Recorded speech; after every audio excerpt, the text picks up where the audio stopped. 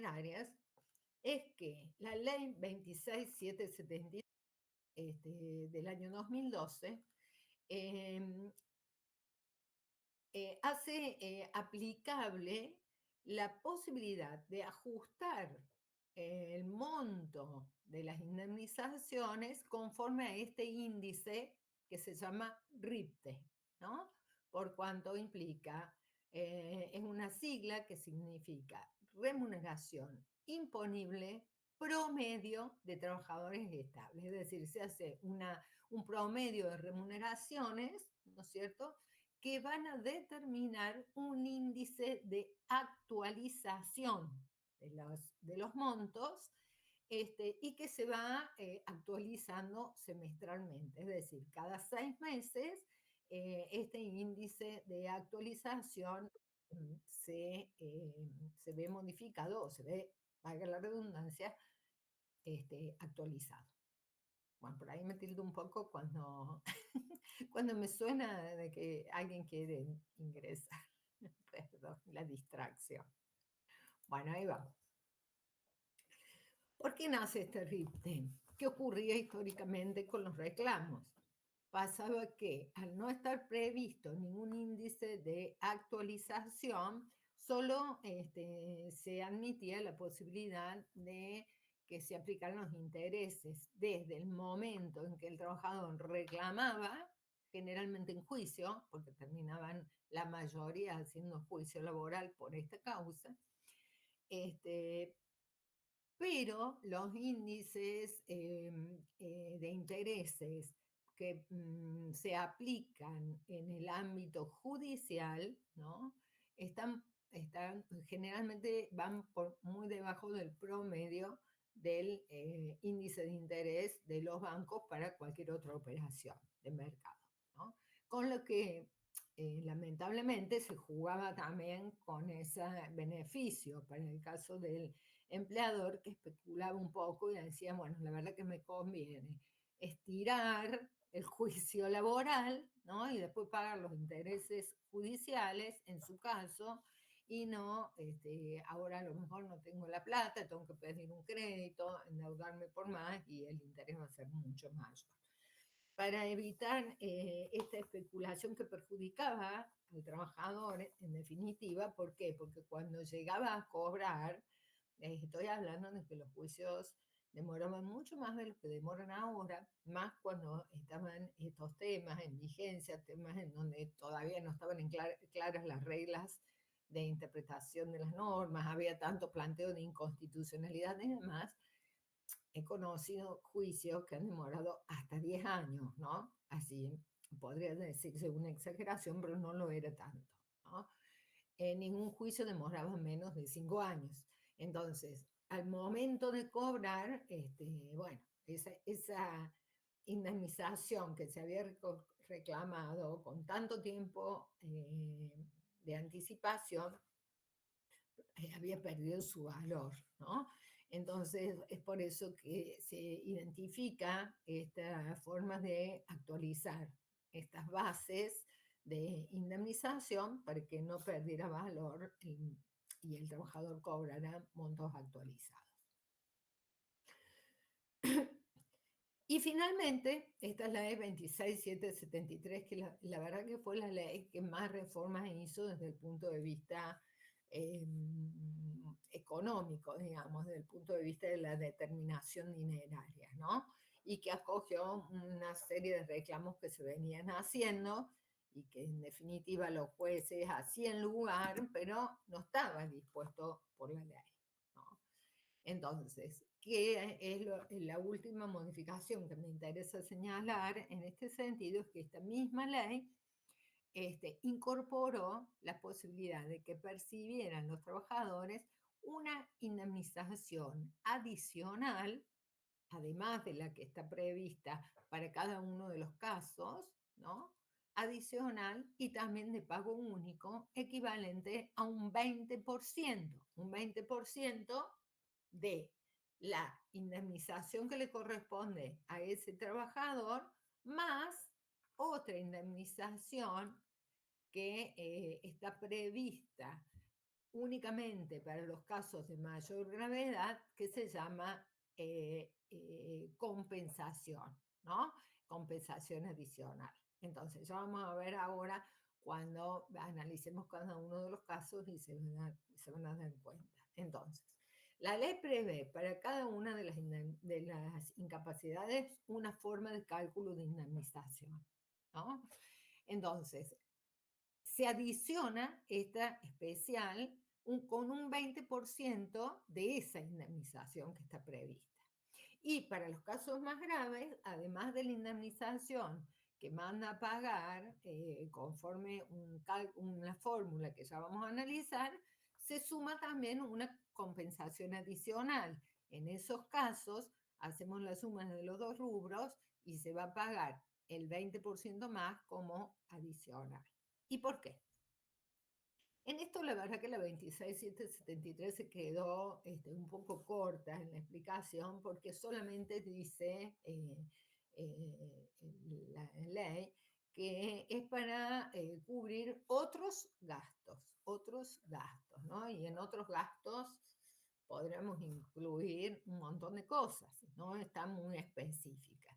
Sin embargo, también, como siempre hacen la jurisprudencia, los jueces al resolver los casos, un poco orientan las interpretaciones, ¿no? Y se ha entendido que equivale, ¿no?, a ese daño moral que generalmente se demandaba en los juicios, en estos casos de accidentes y enfermedades, el daño moral que fundábamos en el derecho civil. Hoy hay otra concepción de daño, ¿no? Del daño integral, pero después de la reforma del Código Civil Comercial.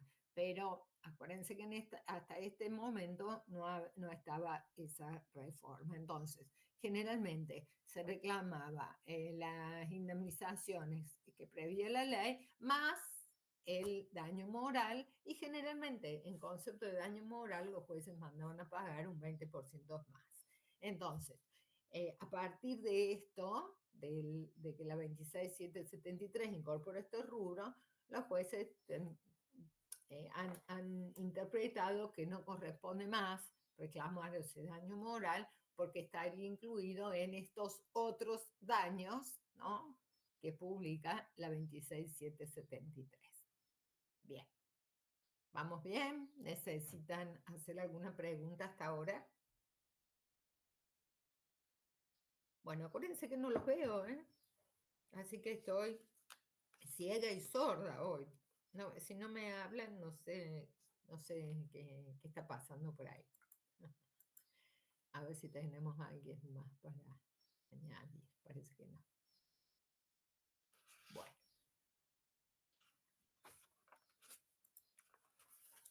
seguimos. Ahora,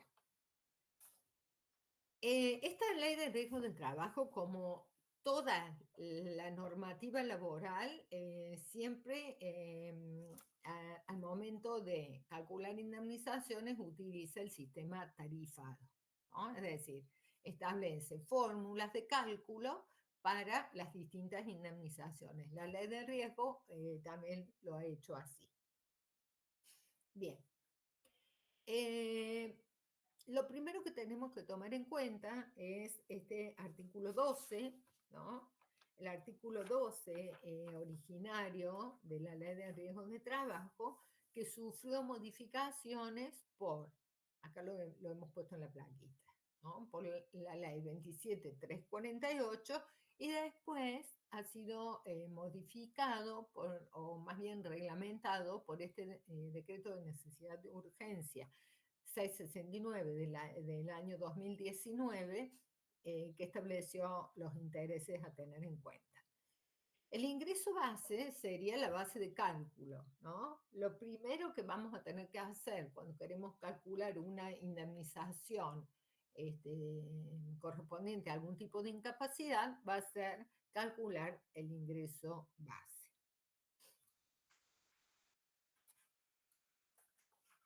Bueno, fíjense. ¿Qué dice la ley de riesgo de trabajo sobre esto. ¿Qué se toma en cuenta o cuáles son los criterios que se van a tener en cuenta a los fines de calcular este ingreso base? Dice, a los fines del cálculo del valor del ingreso base, una aclaración así entre paréntesis. Ustedes pueden encontrar este concepto denominado como ingreso base, como valor mensual del ingreso base, como ingreso base mensual, pero siempre estamos hablando de lo mismo, ¿no? Bien, dice que para esto se va a considerar o se considerará el promedio mensual, vamos a hacer un promedio, de todos los salarios devengados por el trabajador durante el año anterior a la primera manifestación invalidante o al tiempo de prestación de servicio si fuera menor, incluyendo el sueldo anual complementario. Entonces, ¿cuál va a ser la fecha de la primera manifestación invalidante? En el caso de los accidentes de trabajo, no hay problema, porque es el día que ocurre el accidente, no hay problema para identificarlo.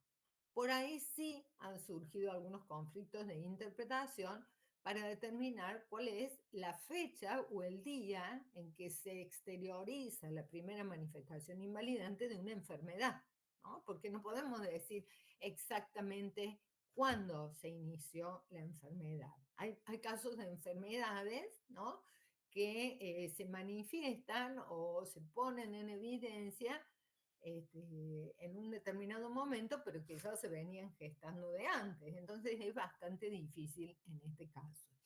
¿Cuál es el criterio mayoritario en relación a esto? Es que se va a tomar como fecha de primera manifestación invalidante el día en que el trabajador toma conocimiento de su incapacidad, ¿no? Porque puede ser que hasta el momento a lo mejor venía gestándose de mucho tiempo antes y no la conocía.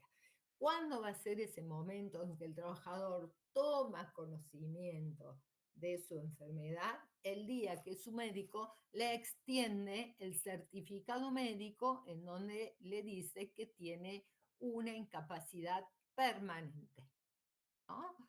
Hasta ahí el trabajador no sabe, sabe que a lo mejor que tiene una enfermedad, pero no sabe cuál es el alcance de esa enfermedad, no sabe si se va a curar totalmente, no sabe si le va a quedar una incapacidad parcial, no sabe si le va a dar una incapacidad total y no va a poder volver a trabajar.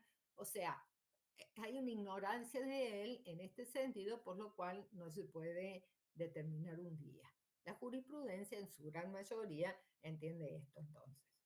La fecha de la primera manifestación invalidante es cuando el médico le extiende el certificado médico. Y en el caso del accidente, el día en que ocurre el accidente. Entonces, se toman los salarios de un año anterior a ese momento, incluyendo el SAC, o sea, los 13 sueldos que corresponden al año, ¿no? Y se hace un promedio. Si no llegó todavía a un año de prestación de servicios, bueno, se va a tomar el periodo de prestación de servicios. Si tiene una antigüedad de 8 meses, bueno, se calculará el proporcional del SAC por esos 8 meses y eso va a ser lo que se va a tomar para hacer el promedio. Ahora, ojo con respecto a que la ley dice salarios devengados, ¿no?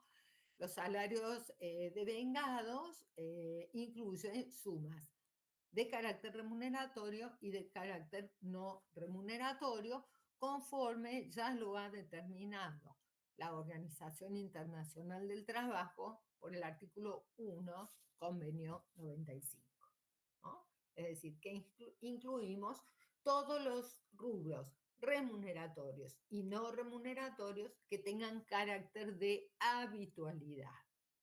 Si ese trabajador, por ejemplo, percibe mensualmente una suma en conceptos de ticket canasta o vales alimentarios, como suele llamárselos, ¿no? Aunque tiene carácter no remuneratorio, igualmente va a ser considerado dentro del monto de este promedio para el ingreso base.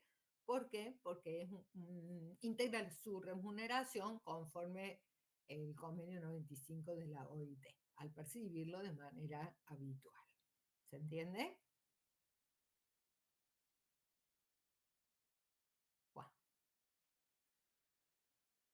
y a esos salarios que se toman como promedio para calcular el ingreso base, se les va a aplicar la actualización del índice RIPTE que vimos que ha sido introducido por esta ley 27348. Es decir, ahí es cuando se hace la actualización para presentar el reclamo.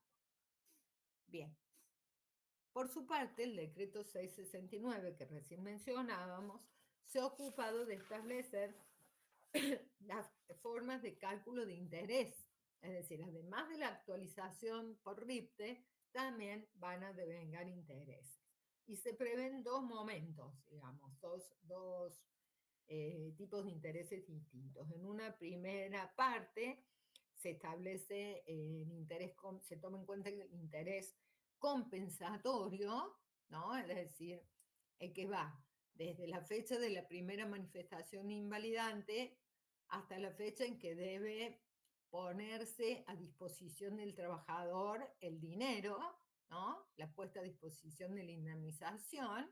¿Por qué? Porque él ya tiene una incapacidad definitiva, él ya la ha comunicado y a partir de ahí tiene el derecho a cobrar. O bien, si se produce el fallecimiento del mismo, igual, o en caso de que haya llegado a un acuerdo con la aseguradora de riesgo de trato, perdón, de riesgo de trabajo, desde la homologación del acuerdo, ¿no? Entonces, durante ese tiempo se devenga un interés, porque lleva un tiempo, ¿no? Y va a ser equivalente a la tasa de variación de las remuneraciones imponibles promedios estables de trabajadores estables, es decir, se va a actualizar o conforme a RIPTE. Esa sería una suerte de compensación que se hace. Ahora, en la segunda parte se establece el interés moratorio, que es cuando las aseguradoras de riesgo de trabajo no pagan la indemnización, es decir, ya están comunicadas, ya están dentro del plazo en que tienen que pagar y no lo hacen, ¿no? Tienen 15 días para hacer el pago desde que son comunicadas. En ese caso, se les va a aplicar el interés de la tasa activa, ¿no? De cartera general nominal, que utiliza el Banco de la Nación Argentina hasta el efectivo pago, efectiva cancelación. Y se hace acumulación de los intereses al capital, ¿no? Es decir, se va sumando ese interés como si fuera capital y así lo va a reclamar ese trabajador. Bien.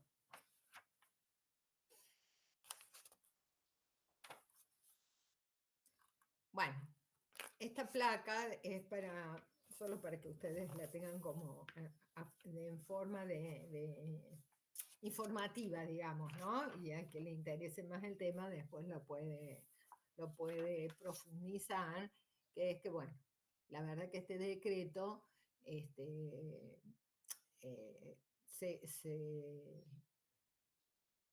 fue muy ruidoso, ¿no? Fue muy discutido, se rebatió mucho, porque en su caso decía que se aplicaría a todos los casos, independientemente de la fecha de la primera manifestación invalidante. Y bueno, hay muchos que consideraron que era inconstitucional aplicarlo a los casos anteriores a la vigencia de la ley, ¿no? Y aplicarlo de manera retroactiva. Entonces esto generó mucho ruido en este sentido. Pero bueno, es más que nada informativo, ilustrativo.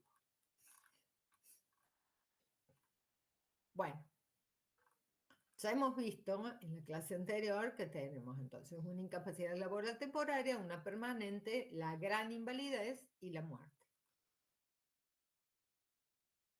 Ahora nos vamos a ocupar de cada una de ellas. Si bien no voy a ir a la parte conceptual, que todo esto ya lo vimos, con una presentación que nos hizo nuestra scripta, de una forma muy prolija, ¿no? Entonces, definiendo cada una de estas incapacidades, nosotros nos vamos a ocupar directamente de lo que es las prestaciones dinerarias, de lo que corresponde a las prestaciones dinerarias en cada uno de los casos, ¿no? Bien, acá está. En primer lugar, tengamos en cuenta que definida la incapacidad que corresponda, notificada a las partes, notificada esencialmente la aseguradora de riesgos de trabajo, acompañando todos los requerimientos formales, esencialmente el certificado médico del trabajador que dice que tiene una incapacidad de tipo permanente, especialmente en el caso de la permanente, el plazo de pago es de 15 días corridos, ¿no? Eso se estableció también por este decreto reglamentario, el 472 del año 2014, y 15 días corridos ¿desde cuándo? Desde que el trabajador fallece, si estamos hablando de una muerte, desde la homologación del acuerdo que haya hecho con la aseguradora, como dijimos recién, o desde que se determina la incapacidad del trabajador, ¿no? ¿Cómo se hace? La aseguradora le tiene que hacer el depósito en su cuenta de sueldo. Bien. Ahora, hablábamos de la temporaria y dijimos, la temporaria es el único caso que todavía admite el pago mensual, ¿no? Porque todavía no está definida la incapacidad. Fíjense que en el caso de la temporaria, los 10 primeros días de incapacidad, los 10 primeros días que el trabajador no puede ir a trabajar porque se encuentra imposibilitado, porque está con una enfermedad o porque ha sufrido un accidente que le impide trabajar, los 10 primeros días son a cargo del empleador. Es decir, que el empleador va a seguir pagando el sueldo por esos 10 días. Recién a partir del día 11 empieza a pagar la aseguradora de riesgos de trabajo. ¿Qué va a pagar? ¿Cuál es el concepto? Una prestación, como dice acá, de pago mensual. Estoy leyendo estos términos para que a ustedes ya les vaya sonando cuando lo estudien. Equivalente a lo que dice el artículo 208 de la Ley de Contrato de Trabajo. Recuerden que a partir del artículo 208 está previsto el régimen de licencias para el caso de accidentes y enfermedades inculpables, es decir, aquellos en donde el trabajo no tiene ninguna incidencia. Me enfermé de una gripe, me tuvieron que operar de apéndice, me tuvieron que sacar una hernia. El trabajo no tiene ninguna incidencia.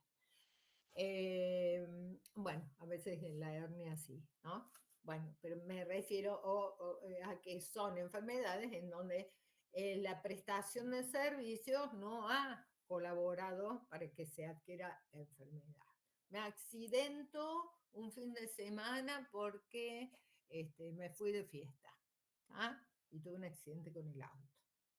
Bien, tampoco se trata de un accidente profesional o de trabajo. Esos son los que están previstos a partir del artículo 208 de la Ley de Contratos de Trabajo, que le otorga la posibilidad al trabajador de tener una licencia remunerada, ¿no? Conforme lo dice la norma. Entonces, si nos remite a esta norma, lo que quiere decir es que la incapacidad temporaria va a recibir como prestación o el pago de su remuneración por los días que tenga que estar de reposo, ¿no?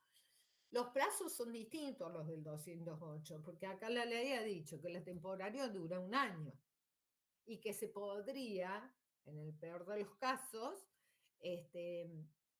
prorrogar hasta un año más cuando hay una justificación científica médica, ¿no? Bien. O bien, mientras dure la temporalidad, porque puede ser que obtienes la alta médica, como dijimos recién, y vuelve a trabajar con cero incapacidad, o puede ser que obtiene la alta médica, pero que le queda una incapacidad permanente a ese trabajador. Es decir, va a tener que volver a trabajar, pero le queda algunas suertes de incapacidad. Veremos el caso. Pero mientras se da esta situación de temporaria en donde no está definido, cobra el sueldo, ¿no? Y también va a tener derecho a cobrar las asignaciones familiares que tenía, bueno, que ya venía cobrando. ¿no? Las que él hubiera acreditado. Por ejemplo, el salario familiar. Por ejemplo, la escolaridad si tiene hijos en edad escolar que se cobre en marzo. Bien, vamos a otra. La incapacidad laboral permanente. Ya dejamos de la temporalidad y ahora estamos ante una incapacidad que ha sido declarada permanente a través también de certificado médico, ¿no?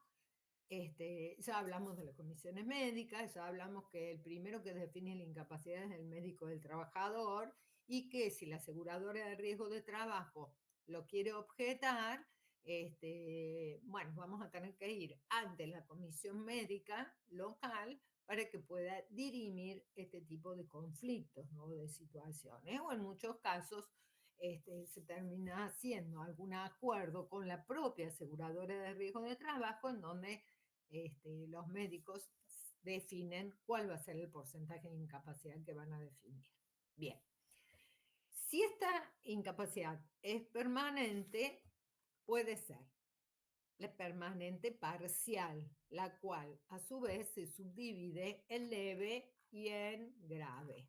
Vamos a ver la leve.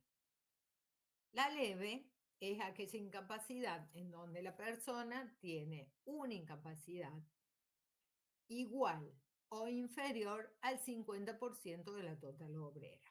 Igual o inferior al 50, de 0 a 50. ¿Ok? Bien. ¿Qué se paga? Prestación de pago único.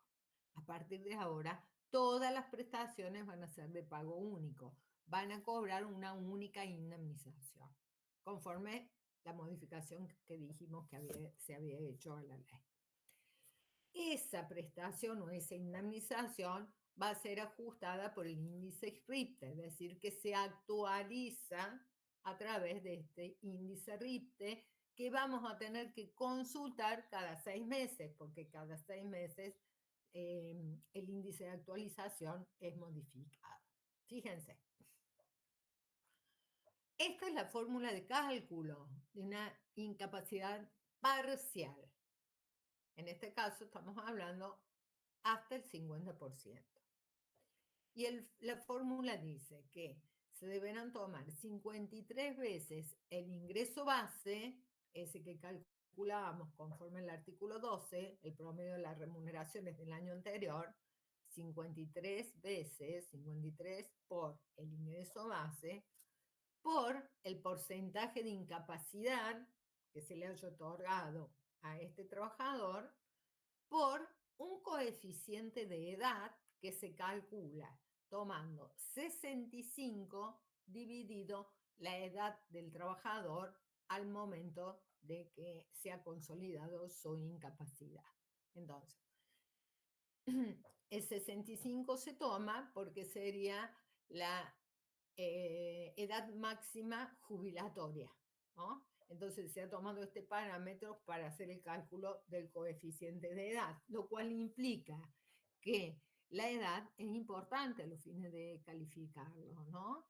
Mientras más joven el trabajador accidentado o incapacitado, ¿no? La indemnización va a ser mayor porque el coeficiente de edad va a ser mayor.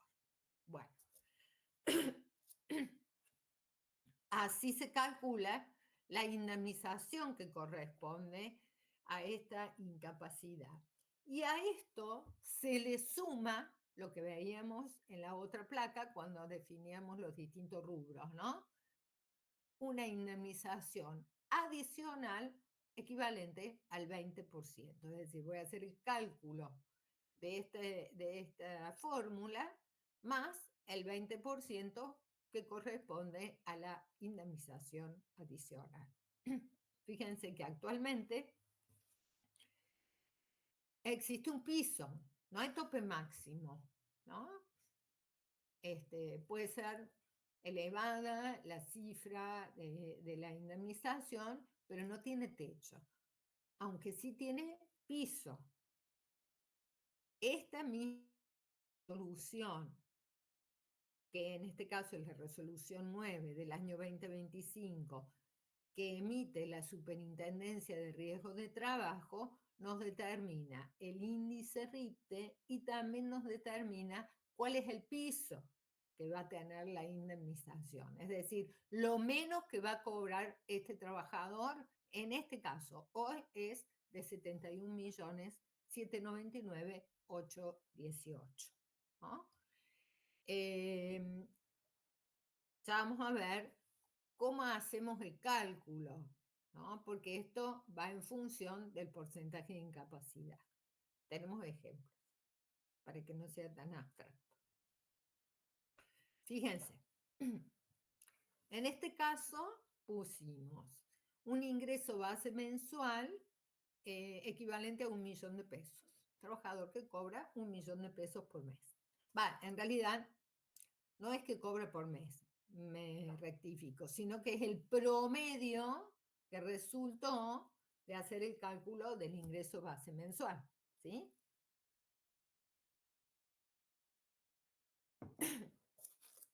El otro dato que tenemos es que el trabajador tiene un 40% de incapacidad, ¿no? En relación a la total obrera.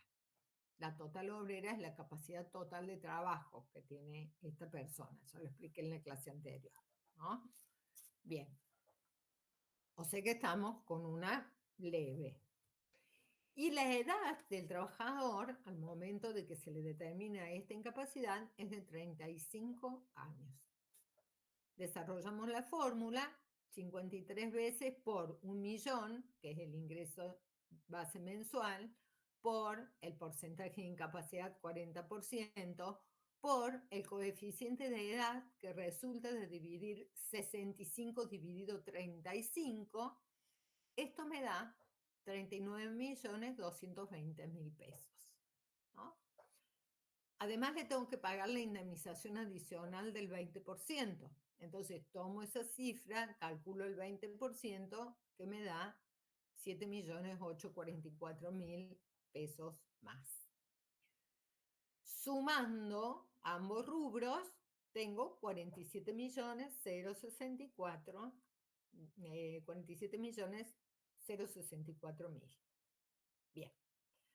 Ahora lo que tenemos que hacer es ver si estamos dentro del tope mínimo que indica la resolución de la Superintendencia de Riesgo del Trabajo actualmente. Dijimos que el piso mínimo que establece la superintendencia es de 71.799.818. A eso le vamos a calcular el 40% de incapacidad, que es lo que tiene nuestro trabajador. Lo que me arroja 28.719.927. Es decir, que en este caso particular, este trabajador no puede cobrar menos de estos 28.719.927. Como la suma que nos da es de 47.064.000, no estamos en problema, porque supera el tope mínimo de 28.719.927. Con lo cual, eso va a ser el monto a pagar, ¿no? Bien, continuamos. El otro caso, ¿se entiende, chicos? Si voy muy rápido, por ahí algo que no se entienda, por favor me dicen, ¿no? ¿Se está escuchando bien? Sí, profe. ¿Alguien me estaba preguntando algo?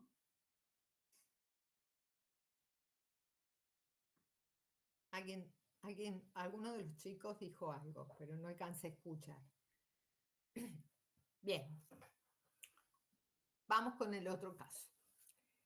Seguimos con la parcial. Sabemos que va a ser parcial hasta el 66% de incapacidad, porque una vez que la persona tiene un 66% de incapacidad o más, ¿no? Ya se define como total y esa persona no puede continuar trabajando.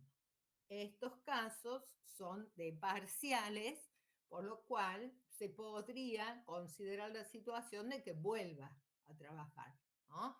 Ya vimos la clase pasada de eso, no vamos a volver, ya sean las mismas tareas, si las puede realizar, o habrá que ver con el empleador si le puede dar nuevas tareas acordes a esta nueva capacidad que tiene, no me quiero repetir de lo que ya dijimos.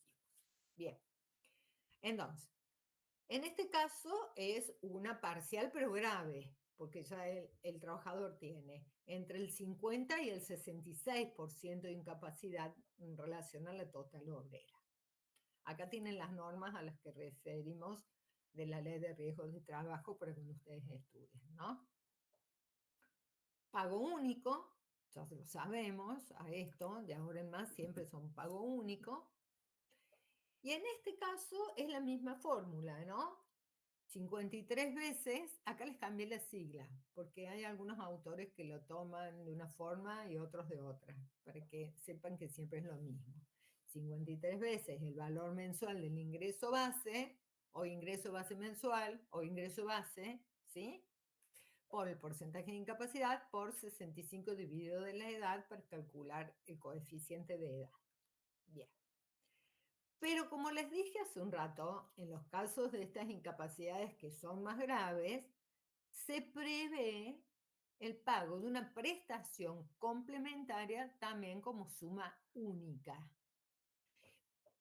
Y la misma resolución que define el RIPTE de la Superintendencia de Riesgos del Trabajo establece el monto que hay que pagar en concepto de prestación complementaria.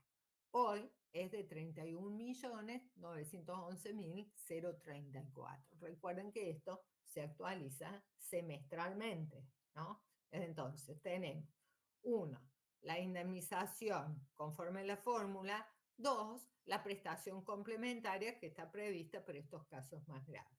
Y tres, la indemnización adicional del 20%, que la vamos a calcular sumando la prestación de la fórmula o la indemnización que surge de la fórmula más la prestación complementaria.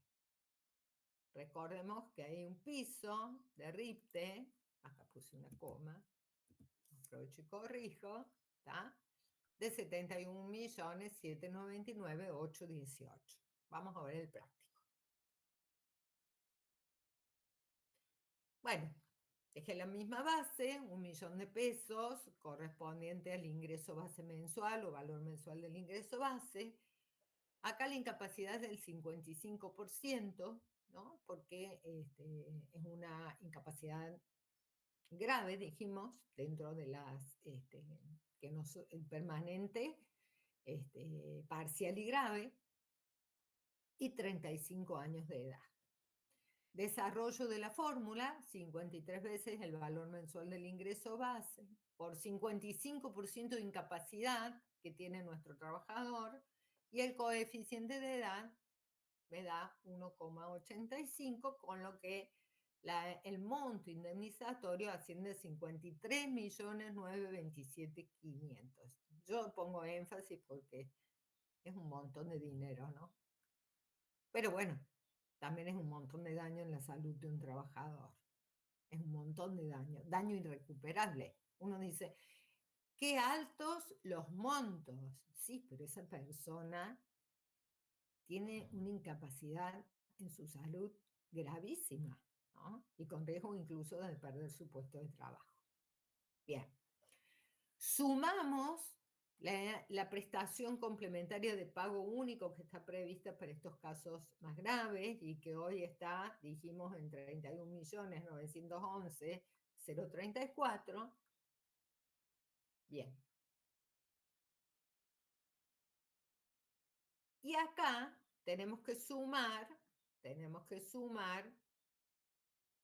no sé cómo me equivoqué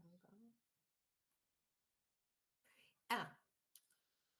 Hacemos el cálculo del tope mínimo que está previsto en la ley, en donde con un 55% de incapacidad, este trabajador no podría cobrar menos de 39.489.899. ¿No? No podría cobrar.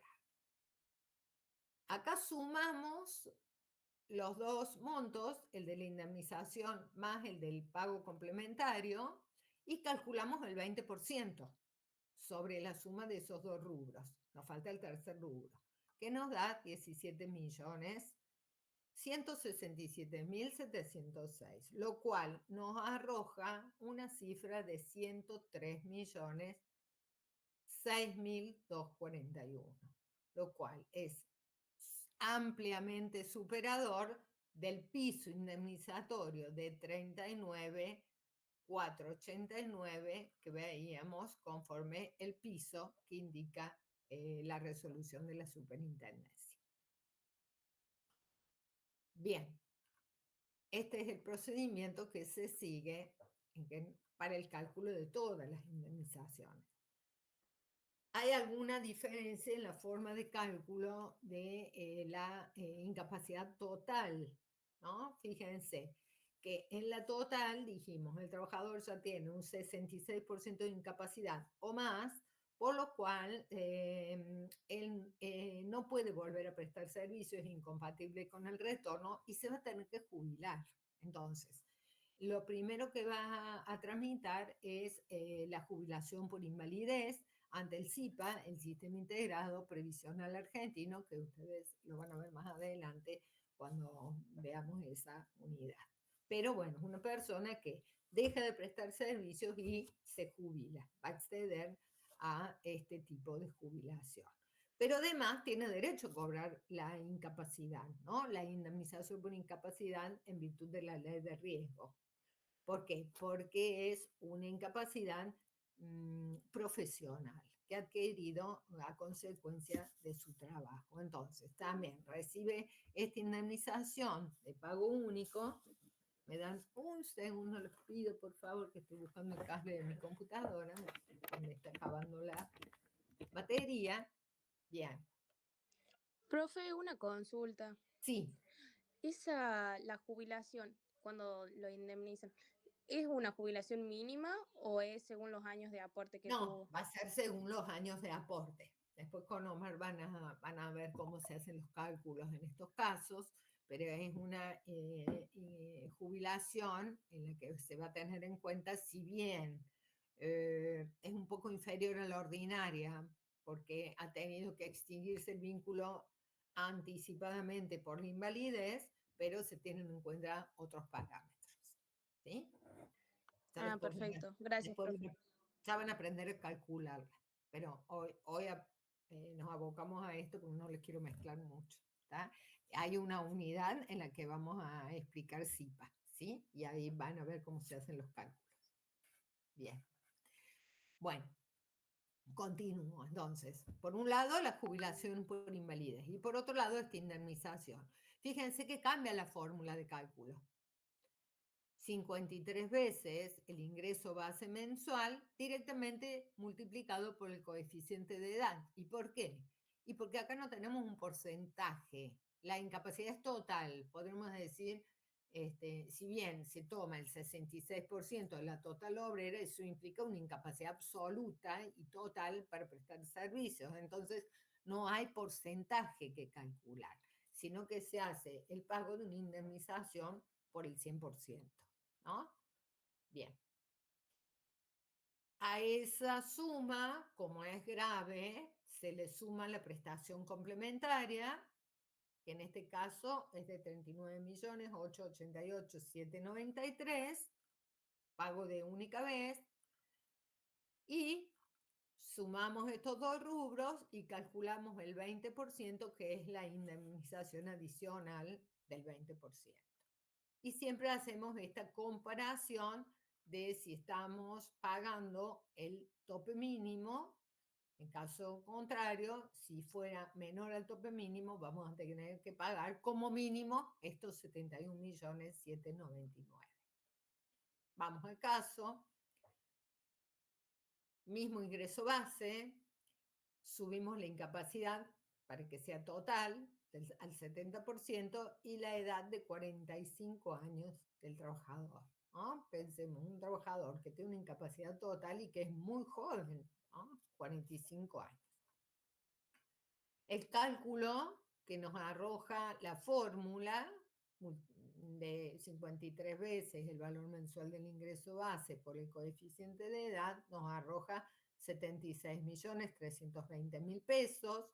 A esto le sumamos la complementaria de pago único, que no la tenemos que calcular, solamente la tenemos que buscar en la resolución de la Superintendencia de Riesgo del Trabajo, ¿no? Acá está mal, porque hoy tenemos la actualizada, que es la 9 del 2025. Quedó mal eso. Bien. De la suma de